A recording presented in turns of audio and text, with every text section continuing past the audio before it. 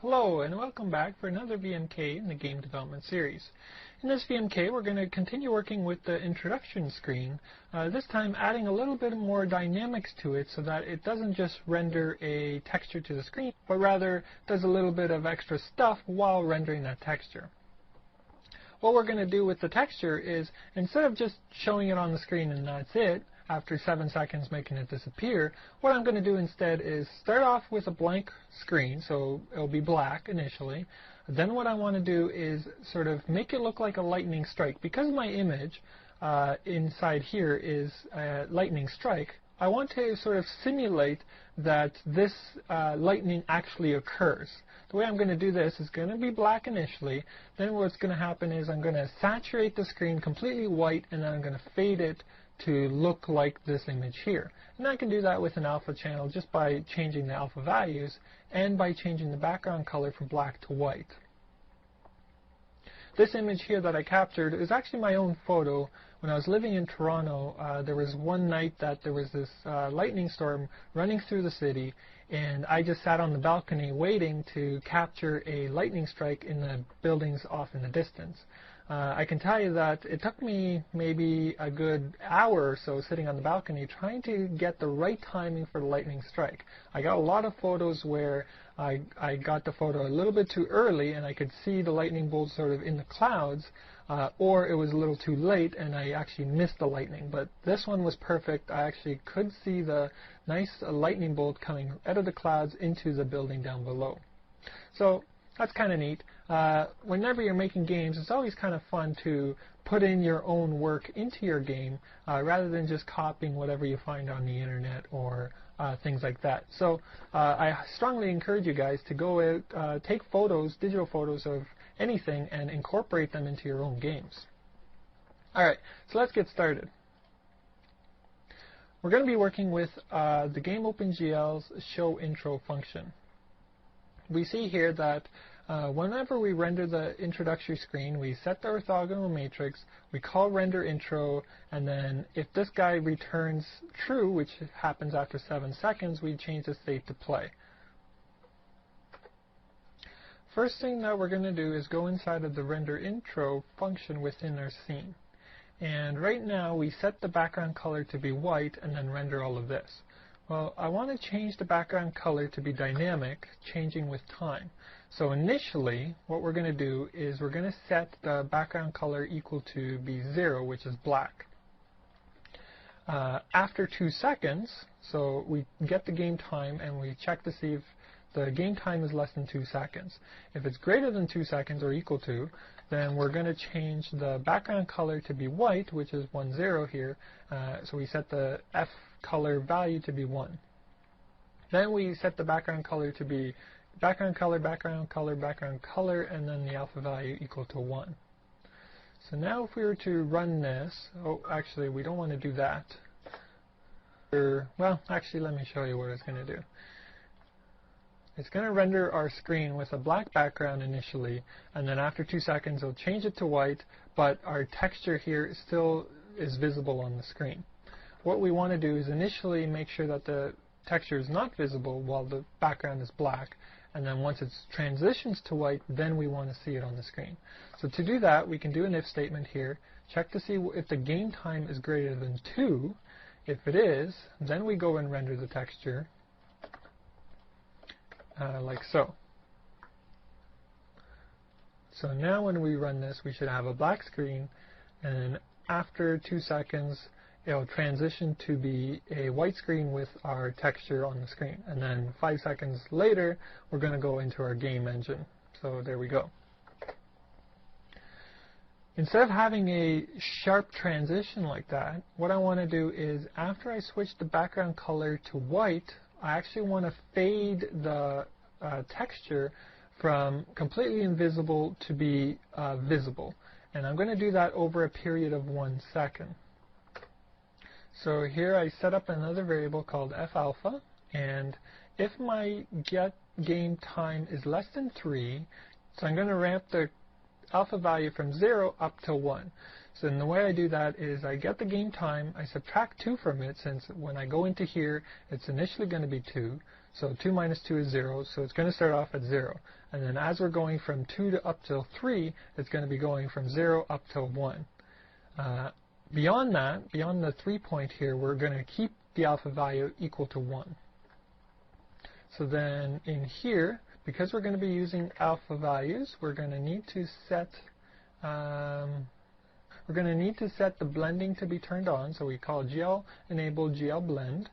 And before I forget, at the very bottom here, we're going to disable the blending. And the last thing we need to do is actually use this alpha value that we calculate. And that's going to be associated here with the color. So we're still using white as our color for our texture, but our alpha value is changing dynamically.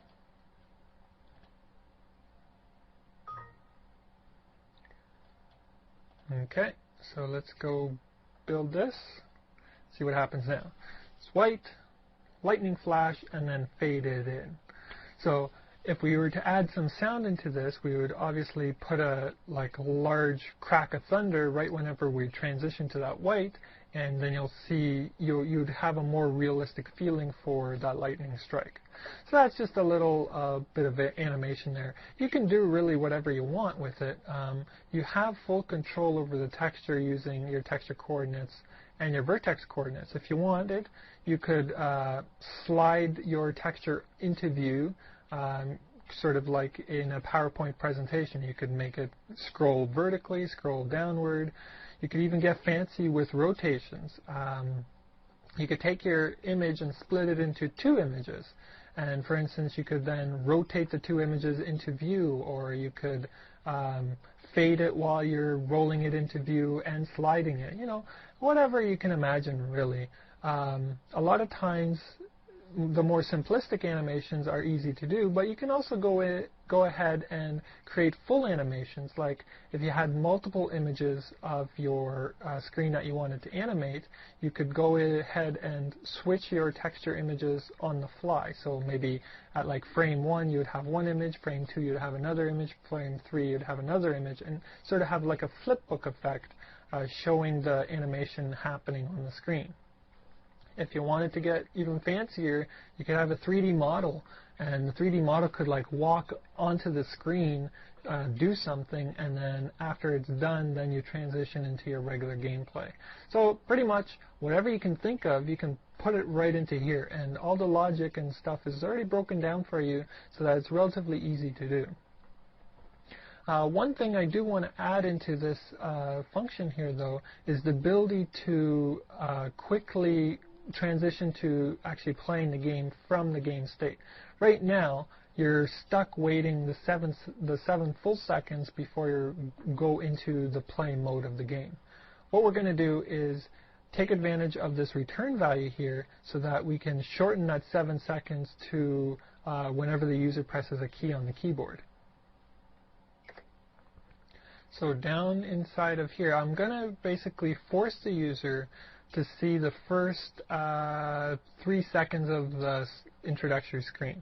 After that, I'm going to allow the user to go to the next screen. So to do that, we're going to set the bContinue value equal to true. But the user will only go to the next screen if they press a key on the keyboard. So we'll go back inside Game OpenGL, inside of the ShowIntro here, and handle this a little bit differently. I'm going to take this code here and replace it with the following. I'm going to take the return value from render intro, which is called within scene, and save it inside this new variable called bContinue. Then I'm going to check to see if the game time is greater than 7 seconds. If it is, I automatically transition to go into the play state.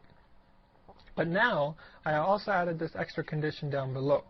If continue is true, so this will only happen after the first 3 seconds, then if the user has pressed the space, the escape key, or the return value on the keyboard, then we set all those to false, so we reset them basically, and we also go and change the state of the game to play. So this will allow you to bypass the intro screen within 3 seconds, and so you don't have to wait for the full 7. Let's go and try this out.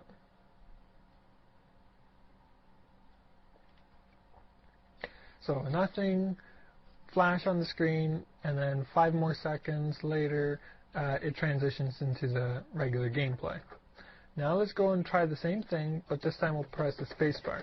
Notice nothing's happening until the flash is done and the 3 seconds is up. As soon as I press the spacebar after that point, I automatically came here into the gameplay mode. So it'll work with space, return, or escape. If I press like the W key, notice nothing is happening. I can keep pressing it, but I'm waiting for the 7 seconds to actually expire. Again, I'll go through here, wait for the flash. As soon as the flash is done, I'll press escape, and then it automatically goes into the gameplay mode. So that's just a quick way to bypass the intro screen by using a keyboard press. You could change this so that you check any key on the keyboard, but I just specified you can press any of these 3 buttons here. Alright, I think that's all I wanted to show for the introduction screen. I hope this video was stimulating and gave you some interesting ideas of what you could do with introduction screens. In the next video, I'm going to show you how to accept command line parameters for your game so that you can also bypass your introductory screen or actually accept commands externally before your game is actually run.